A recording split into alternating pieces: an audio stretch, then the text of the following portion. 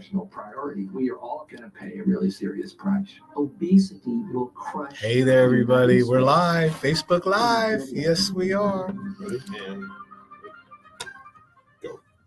Hey. Hello, Stuart, Florida. Welcome from the bottom of my beating heart that you're here tuning in, or maybe you've just accidentally stumbled upon this radio program. We're here on WSTU 1450. It is AM radio, and it is the talk of the Treasure Coast.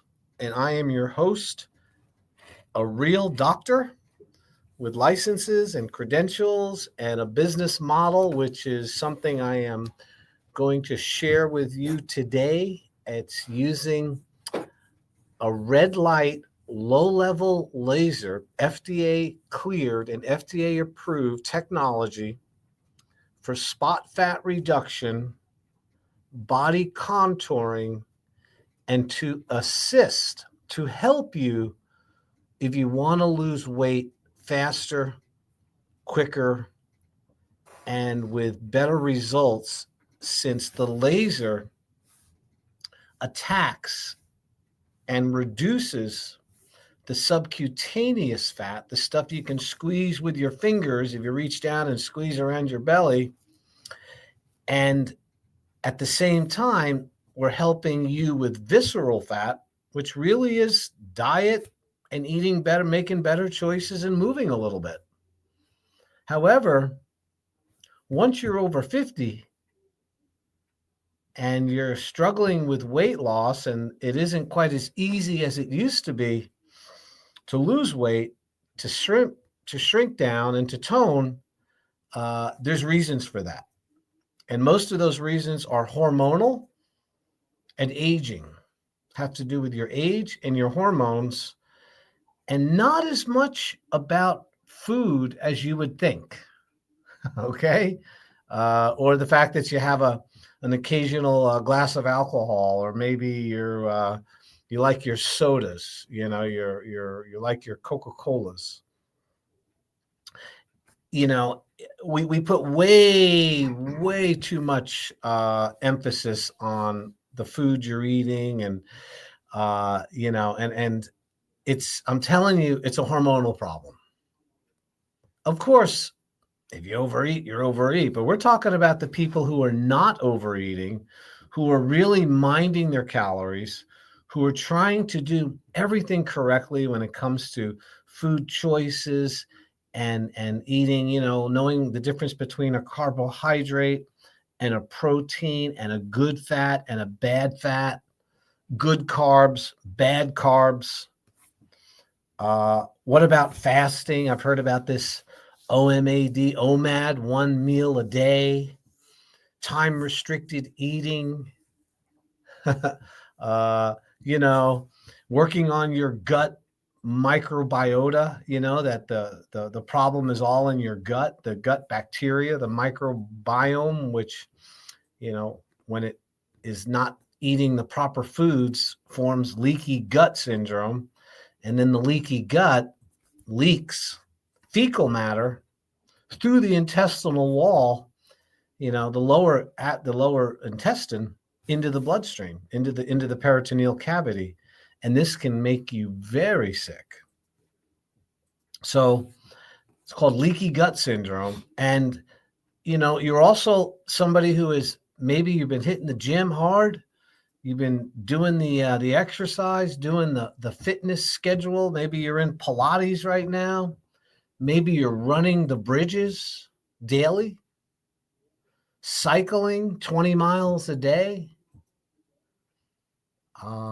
And yet, when it comes to spot fat reduction, to really contouring your midsection to be shapely and attractive, like, a 20 or 30-year-old can easily attain. When you're over 50 and 60, it's a lot harder. It's a lot more difficult. And it has to do with hormones. And the hormone that we're going to talk about here today is not your sex hormones. It's not how much estrogen you have or testosterone or, your overall progesterone levels, or how many endorphins you have running around in your body, or it's about something called insulin. It's called hyperinsulinemia. And insulin is a hormone that the pancreas produces in response to any calorie that you eat, whether it's glucose and whether it's food that you're eating. Insulin is the molecule, is the hormone, the gatekeeper that stores energy into the cell. So when you eat food, carbohydrates, proteins, and fats, these substances are broken down and moved into the body as energy. And energy storage has to do with insulin, the levels of insulin that you have. And that's important to know, because if you have too much insulin in your bloodstream, if you have too much insulin, like a normal insulin level is hyperinsulinemia, even though you're eating less, you're still going to become overweight. You're still going to make fat. You're still going to store energy, because the insulin is causing you to store the energy, not necessarily the food you're eating. Although excessive food can always cause storage. However, we're talking about the person who is eating within reason. Of course, we all have days where maybe we overeat. Some of us do. And these are the people that are in their 40s and 50s because of their poor nutritional habits, or they didn't watch their overall metabolic health. The metabolic health suffered when they were younger from the things that they did, the things they should have done, the things they could have done, the things they refused to do, like exercise, eat better food, stay away from alcohol, not eat empty calories. Over time, these people, you and me, develop metabolic problems, metabolic issues. And metabolism is simply energy storage, energy burned. That's what metabolism means. It means that you're storing energy and you're burning energy. And you want the metabolism to be equal. You want to have the equal amount of energy storage with the same amount of energy release or burning in order to have perfect metabolic health. And all of a sudden, I reach 50 and I realize, oh my God, I look different. My body looks different. I'm starting to notice my skin is not supple and smooth like it was. I'm noticing some weakness of my muscles. I can't run up and down stairs like I used to. Bending over to pick things up is like, I'd rather somebody else do it. When I sit for too long, I wake up and I'm stiff and painful. My knee is now starting to hurt and it's swelling, and the doctor's telling me it's bone on bone. I've also noticed, as I've gotten into my 50s and 60s, that I'm starting to notice some numbness and tingling in my feet, in my toes, maybe even in my fingers. I'm not sleeping as well as I used to. I wake up and I'm dehydrated, and I don't know why.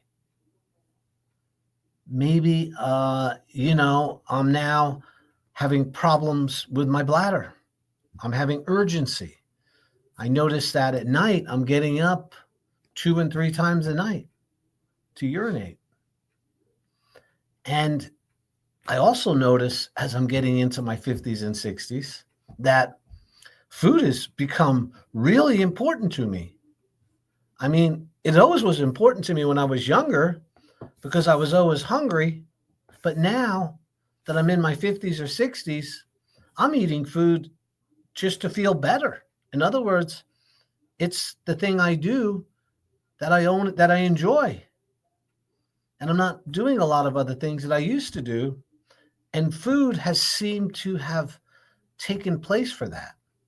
It's taken place of my relationship that hasn't been so great, I find more comfort in eating food. And when I get up in the morning, what gets me up is I'm hungry and I can't wait for breakfast. So I have a nice breakfast, and 2 hours later, I'm hungry again. And now I'm suffering because my blood sugar feels like it's dropping. I'm getting shaky. I don't feel well. Yet, when I look at myself in the mirror, I'm twice the size that I was when I was in my 30s or 40s. Yet I'm hungry all the time. I've even noticed that I'm losing my skin's becoming shiny around my feet, around my legs. And I notice there's an overall discoloration of my skin, almost like a purple color around my heels and around my feet. In fact, one of my feet, sometimes both, are swollen. They're puffy. In fact, I thought maybe my shoes were too small. And I realized that I've got to buy bigger shoes now that I'm 50 or 60 years old. Actually, I think about sex, but I just don't have the real desire. I'm losing sex drive. I'm losing muscle tone. I'm having difficulty sleeping better. I am concerned about my overall wellness, and this is what I see happening to a lot of you out there. Okay, and I'm going over some of these signs and symptoms of metabolic syndrome. That the belly is now, you can't, you're having to buy new clothes. You're expanding in waistline, even though your face is skinny. You drop $500, $600, $1,000, $1,200 on Botox, yet you're still obese.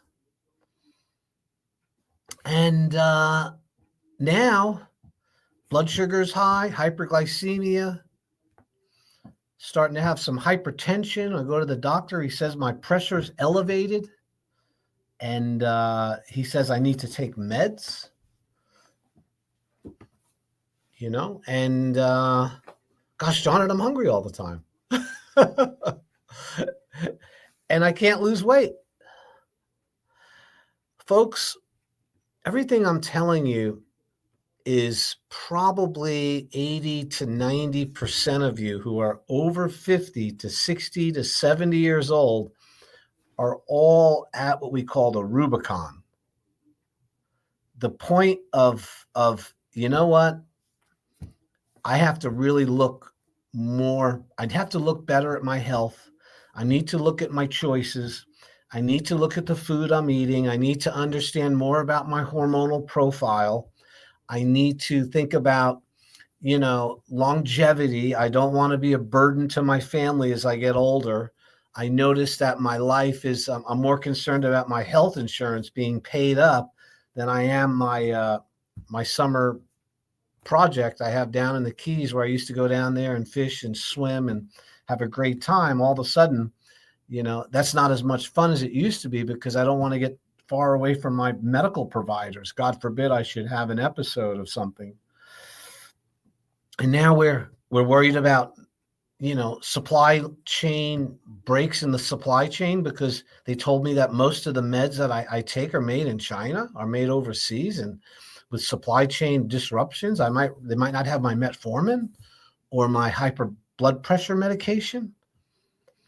And, now we start going into the doctor more often, and we start having tests and allowing them to do things to test us for diagnostics that we would never have accepted. Scopings, blood draws, electromyograph, EMG testing, looking for nerve damage, MRIs and CT scans of our abdomen and our lower back, trips to the neurologist to try to find out why I'm having this numbness or tingling in my feet. Maybe you're having, anxiety and stress leading to lethargy and basically a mocus kind of attitude about life. Maybe you're driving in your cars now and you're pissed off at everybody for some reason. It used to be where you never even thought about it. Now it's like everybody seems to be, racing in front of you.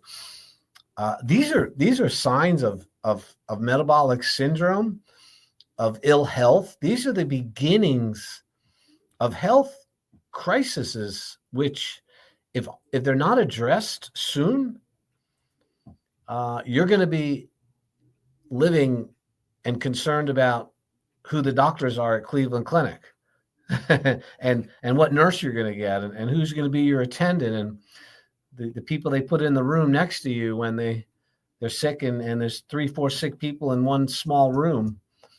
That's what happens as you get older and you start to get sick. And it amazes me the people that think that that's an acceptable way to live as you get older. I call it suffering comfortably. In other words, nobody wants to suffer, but some people suffer, and as long as they're comfortable, they're okay with the suffering. And I'm telling you, I'm not okay with that. I do a lot of consultations.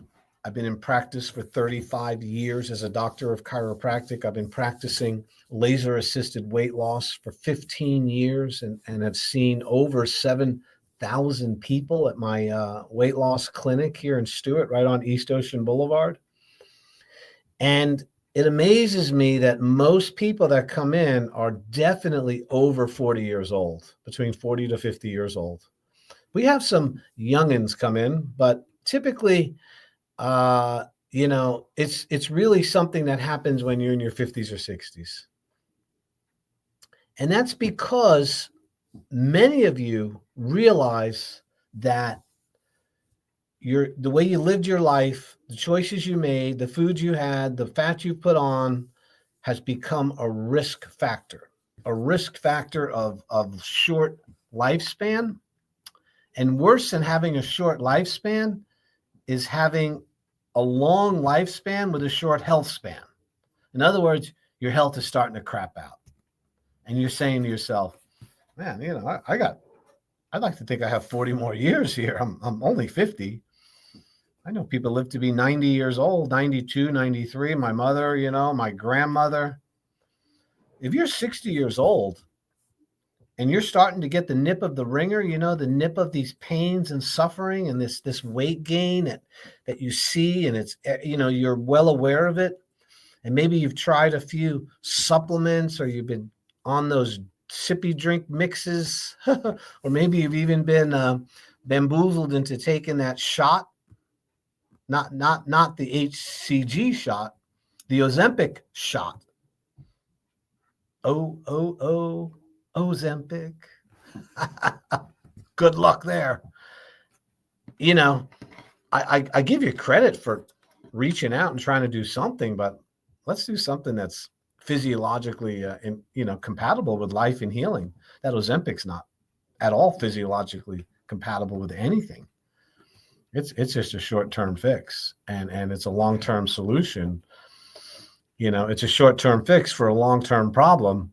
And if you think you're going to get off it and everything's going to be peachy keen and the weight you lost is going to stay off, I think you're in for quite a shock, because that is not even what has been touted to do. So, but there's a reason why Ozempic is the number one drug being sold and used right now. Number one, you guys. And this happened in like 3 years. It's more popular than Prozac. It's more popular than metformin. Okay. And it has side effects. I do not listen to normal TV very often. I get most of my content on the internet. Yet I was watching, I was over at a friend's house and he got the regular TV, the broadcast, and they had some ads for Ozempic and this Wegovy that were absolutely, showing you images of one thing, of people that were marching together through town like one person, and they're all a bit chubby, just to be honest, which is 80% of the population anyway. And in this ad for Ozempic, it showed the one, semi-heavy person going into another, I'm going to call them fatted person, and then more get together. And then as they're going through the community, it's turning, it almost looks like the Piper, the Pied Piper, as they're singing and dancing, they're all following this one person. Now there's a whole team of people, a whole group of the community, all walking in the town, all smiling and shoulder to shoulder. And at the bottom of the screen, they're telling you the side effects of Ozempic and how many there are.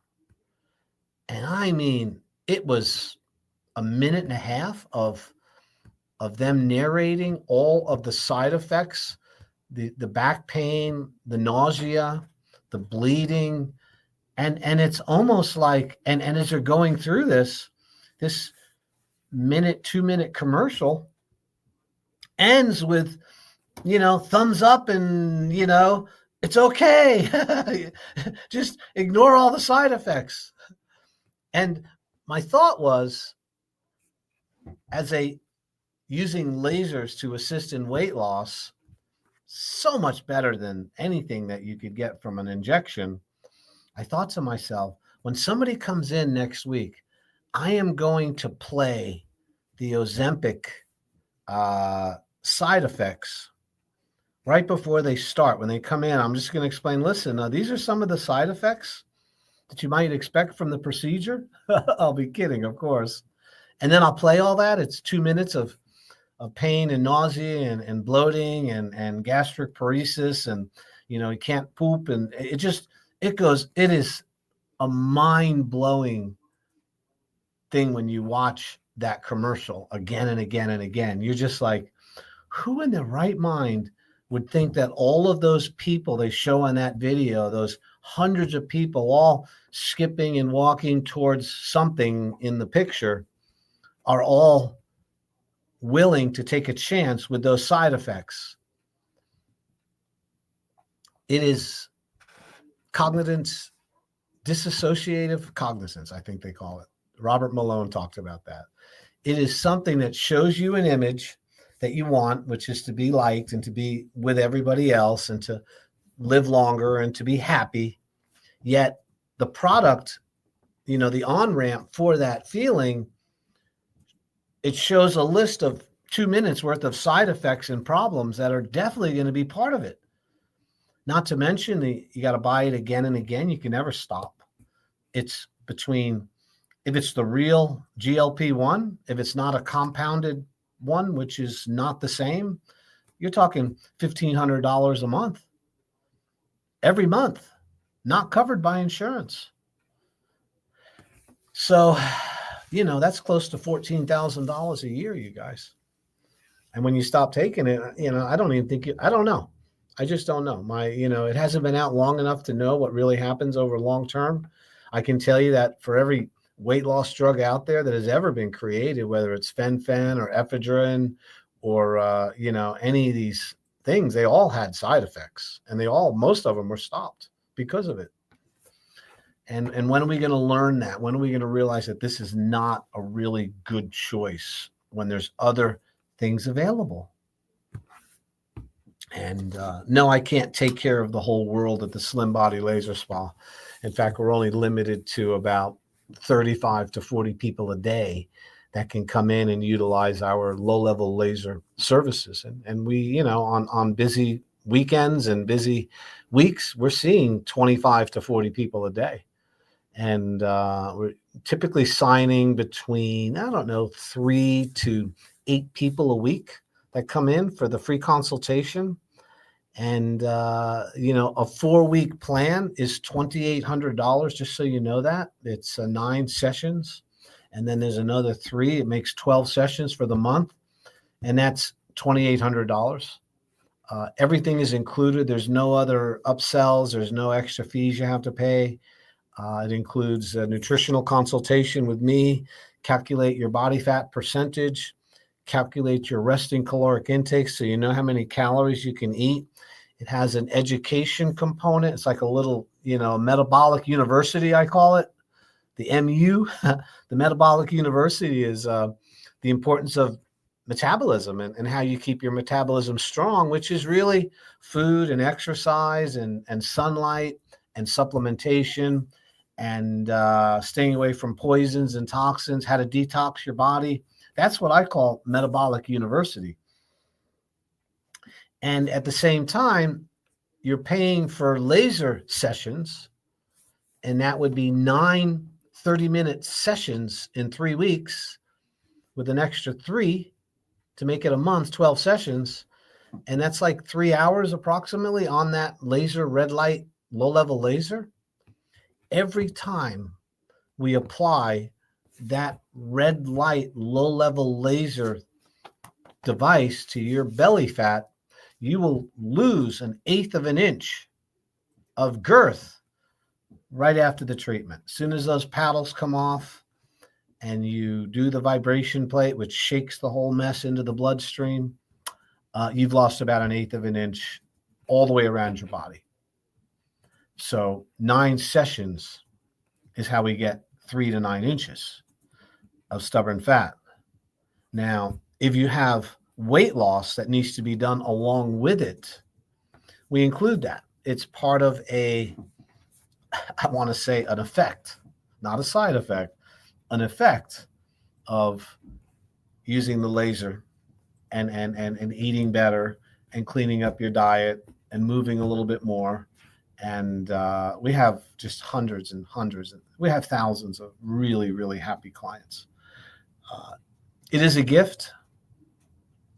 It's called the Slim Body Laser Spa, and we're located in Stuart on East Ocean Boulevard, 2311 Southeast Ocean Boulevard, right across the street from the Fresh Market. We've been there now for 15 years. We were there before Cool Sculpting even existed. Wasn't even a blip. In fact, most of the procedures weren't invented either because there was just no need for them back 15 years ago. However, as a chiropractor, I struggled with my own weight loss. I struggled with my own obesity. And as a result of that obesity and the carrying that weight for too long, I developed problems with my feet. I developed neuropathy. And of course, the big belly that came with it, and eventually hyperglycemia. And the hyperglycemia led me eventually to having, full-blown type 2 diabetes. My A1C number, when I figured it out in 2012, I was 265 pounds. And when I found out my A1C number was 14, I had to Google that to find out what it meant. That was 12 years ago. And when I found out that it meant that I was super hyperglycemic, and I didn't feel bad. You can have very high insulemia, hyperinsulemia, and be very full of blood sugar. And really, it's different than when you have low blood sugar. High blood sugar is usually you can handle it. You don't even realize it's happening. However, you can see it in somebody because those are the people with the big bellies and the big chin and the rolls of fat down the side. And in men, it's the male boobs. These people are hyperglycemic. Trust me. They have insulemia. The insulin is too high. And when you have insulin that's too high, you're going to store calories, buddy. There's nothing you can do to avoid it. And so, as I told you in the beginning of this talk, we're going to talk about hyperinsulemia here as the cause of weight gain. It's going to take a little more knowledge about anatomy and why the body produces insulin and how it controls our energy before you'll really believe me that you can be super have low blood sugar, you can go into the doctor and have your A1C number and come up and say it's 5 or 6 and have low blood sugar, yet your insulin can be skyrocketing internally as a result of metabolic syndrome. And the only test that most doctors use to determine if you have hyperinsulinemia or the blood sugar, they just go by the blood sugar. In other words, they say, if your blood sugar is high, your blood glucose is high, you must have high insulin levels. And so what they do is, but why is the insulin high? Because the insulin is no longer working. It's called insulin sensitivity. It's insulin resistance is what it is. It's insulin resistance. And that's what type 2 diabetes is. The insulin is no longer working. So, and that's an adaptation by the body to prevent you from overstuffing your cells with food, with calories, with fat. If you're eating more than you're burning every day, you're eating more calories than you can physically remove and burn, you are going to store fat. That's the rule. That's the law. And as you keep storing fat and overeating food and not eating food that's nutritious, that fat starts to accumulate in your body. And what the body does, if you're not willing to back off on those calories, if you're not willing to clean up your diet, your body is very intuitive. And what it does is it creates a situation where the insulin that you're producing by the pancreas no longer affects, it can no longer bring food into the cells the same way it did when you were younger. And so now we call it type 2 diabetes or insulin resistant diabetes because the insulin's not working. Now you can have type 1, which is your body's producing no insulin. Now, no insulin is an injection. You have to manage blood sugar. These are the people that are born without a pancreas that's not functioning. However, type 2 diabetes, that's happens from bad eating, not exercising, and being exposed to poisons and toxins. That's what leads to type 2 diabetes. It's called adult onset, but now it's affecting children because of the terrible food they're being fed, at least some of the kids. And so now you're becoming obese, which is 30% or more body fat. You're in your 50s or 60s. And what happens is your body insulin no longer becomes desensitized to bringing food into the cell. And that's called insulin resistance. So you go to the doctor and you follow up on your normal blood work, and the blood work comes back and the doc says, wow, he says, your A1C is elevated to 6 or 7. He says, and your fasting blood glucose, the amount of glucose in your bloodstream after 12 hours of no eating, it's still elevated. It's elevated at 110 or 120 or 140, 50 or 160. These are really high numbers of blood sugar.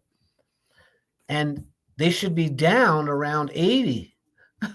After 12 hours of not eating, the blood sugar should have dropped. But because it's still elevated over 100, 110, 20, 30, 40, this is called hyperglycemia. And it's like a warning sign. It's like a shot over the bow. If you were in a naval battle and somebody shot their cannon over your bow, they're telling you, hey, this isn't going to be good, buddy. You better look at this. Pay attention. We'll shoot one over the bow, let you know the next one come right into the middle of the boat. And that insulin resistance, when you go to the doctor and they do your blood work and they see your A1C is elevated and you got hyperglycemia, they will recommend and prescribe to you a drug which will cause you to lower your glucose, either by raising insulin, increasing the insulin production, or manipulating the liver in some way that your body can't process the fat the same, and it creates more fat going into the cell. In other words, you're manipulating and forcing more sugar into your cells when you take those meds.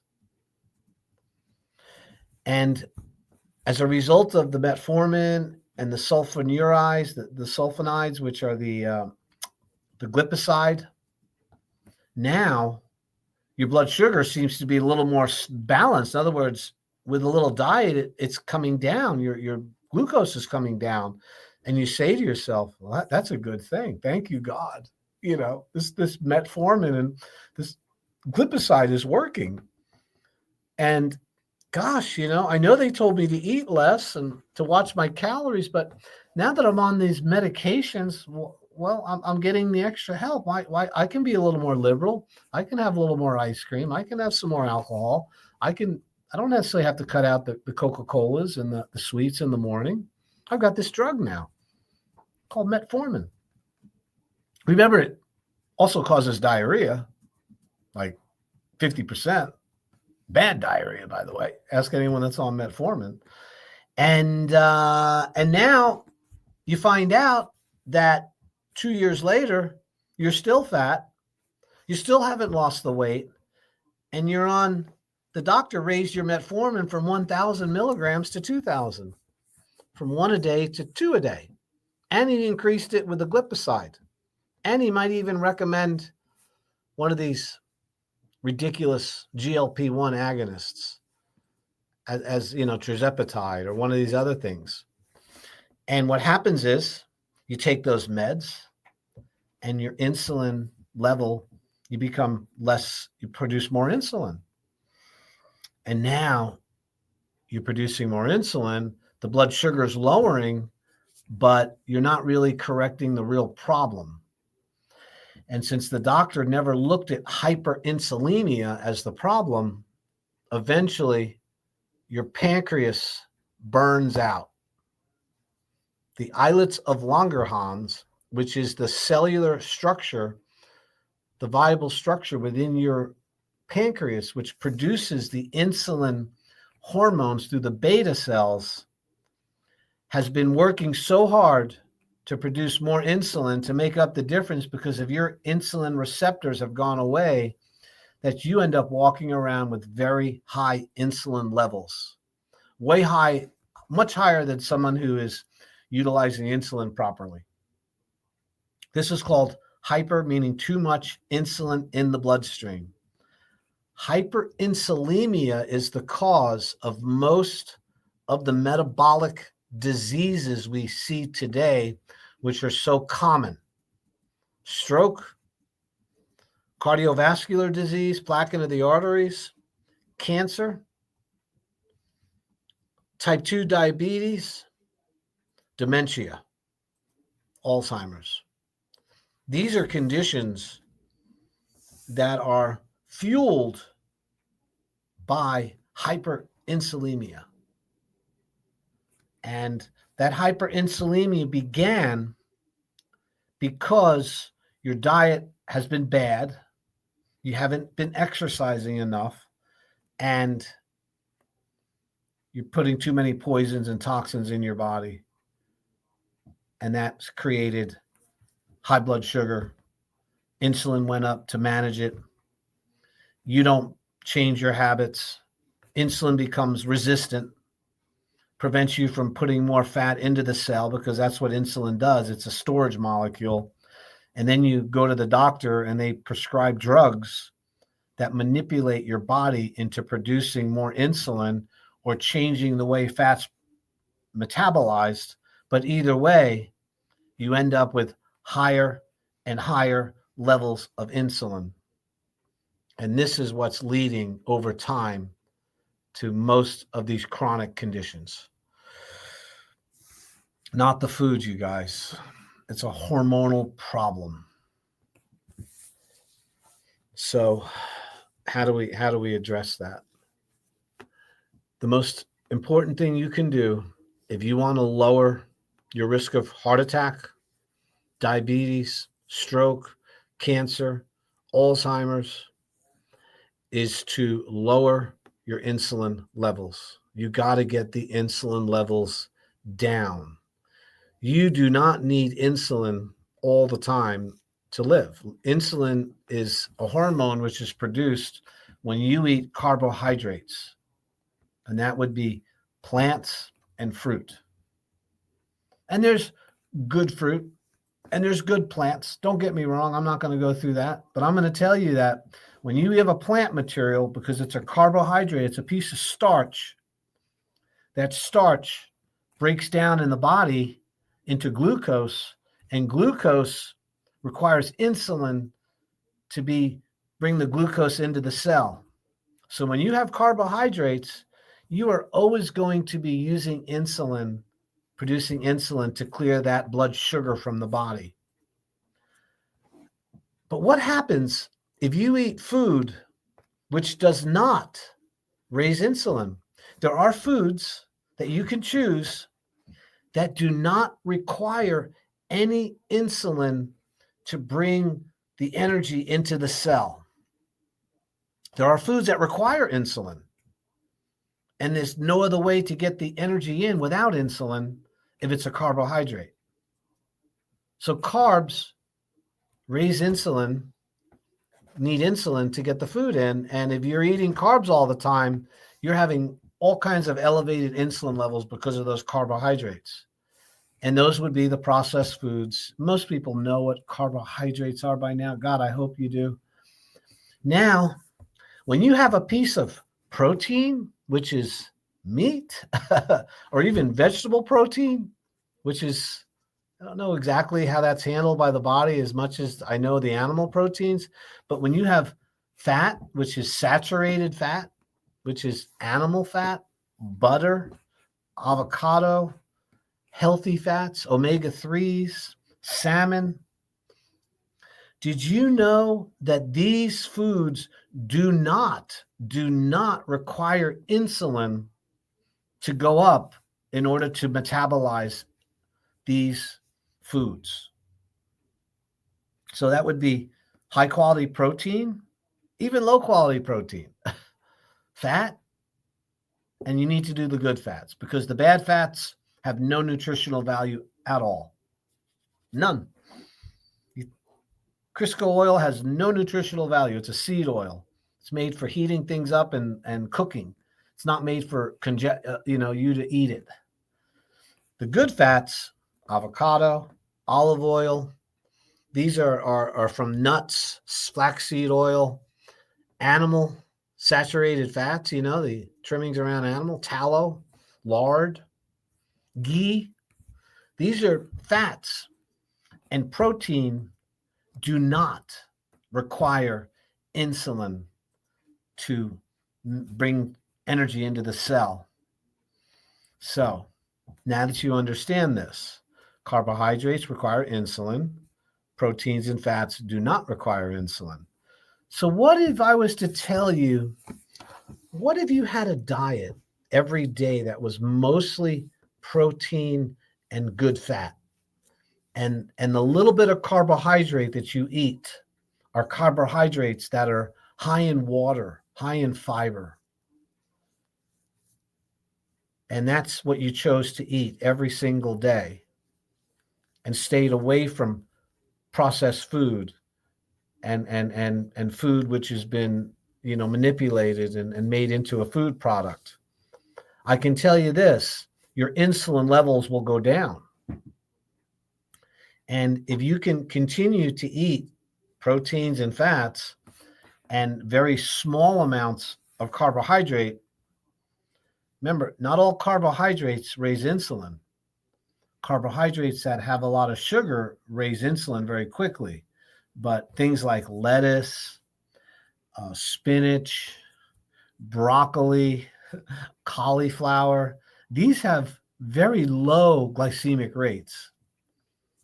So when we look at food, we have to look at the glycemic index. How quickly does it raise insulin? That's so important. And if you have proteins and fats, your insulin levels stay low because you need insulin. Trust me, you don't want to not have insulin, but you just don't want it to be elevated all the time. And that, my friends, is what keto dieting means. I have just explained to you the basis, the whole basis behind the keto craze where everybody's going keto. I am going keto. I found a solution for my type 2 diabetes, my hyperinsulinemia, and the metformin that I used for 5 or 6 years only made me sicker. I still had the liver fat, and I still ended up in the hospital with an injury to my foot. And it was just a small injury, man. It was nothing that should have caused an amputation, but over time, that's what happened. And I wasn't planning on the injury. I wasn't planning to have the hyperinsulinemia. I thought that as a result of the meds I was taking that I was able to manage it. And the truth was it was totally out of control. So as a professional provider and somebody who will only do things that work for me, I'm not going to give you a suggestion that I haven't done. I chose to go on a strict keto diet. And that meant I cut out all the carbohydrates, you guys. I cut out the fruit. I cut out the sugar. I became hyper vigilant about it. And in order to really kickstart my metabolism back into no longer being hyperglycemic, I chose to fast. And my fasting is 3, 4, and 5 day fasting. And I do it with water. And the first 2 weeks, I did 4 days, ate keto. When I started eating again, I ate only proteins and fats. It's hard.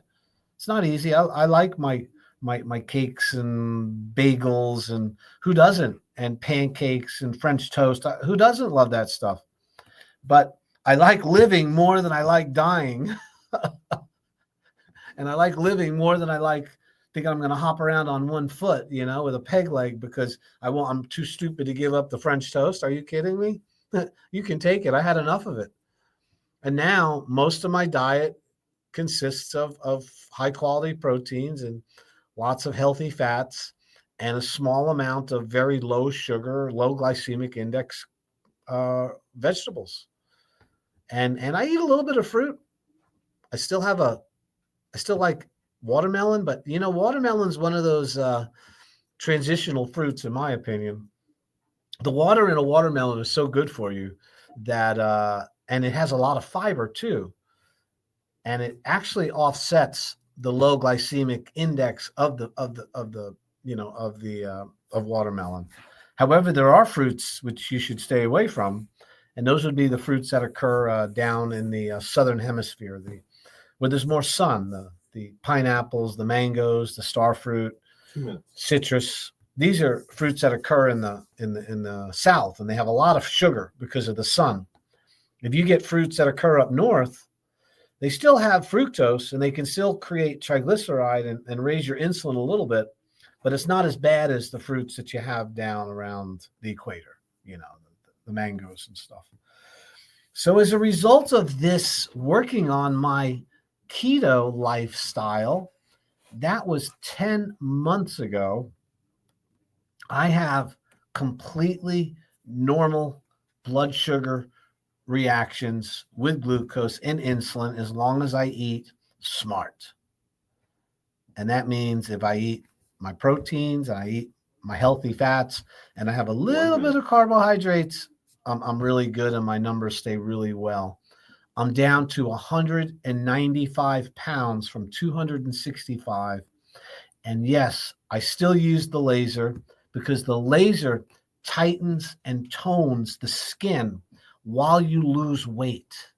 And that's really important, you guys. If you're interested in a free consultation, you give me a call, Dr. Tread, Slim Body Laser Spa. 30 seconds. You can go online. It's drtread.com. SlimBodyLaserSpa.com. We're located on East Ocean Boulevard, right across from the Fresh Market. You can come in. We have free consultation, free body fat checks, free health exams as a way of introducing you to what we do. And that's why we do it for free. Not because it's not valuable, but because I don't want any barrier for you to come in and listen. Spend time with your family. It is Thanksgiving, and remember how fortunate you are. Thank you so much. God bless. I'll see you soon. Bye-bye. You are listening to WSB Skinny boy. You can be skinny boy too. Just give me a call. Heritage Station. A trip to the border for the Trump czar tasked with securing it. I'm Dave Anthony, Fox News. Tom Holman will in Eagle Pass, Texas today. He tells Fox. We send a strong message to the rest of the world. If you cross this border illegally, you're going to be deported, you're going to be detained, you're not going to be released. Children won't be delivered to the parents. Look at that. And to complete the criminal I did that. conspiracy, we got to stop it. All right. Love you. Peace out. Deportations next year that some Democratic mayors and governors vow to resist. The president-elect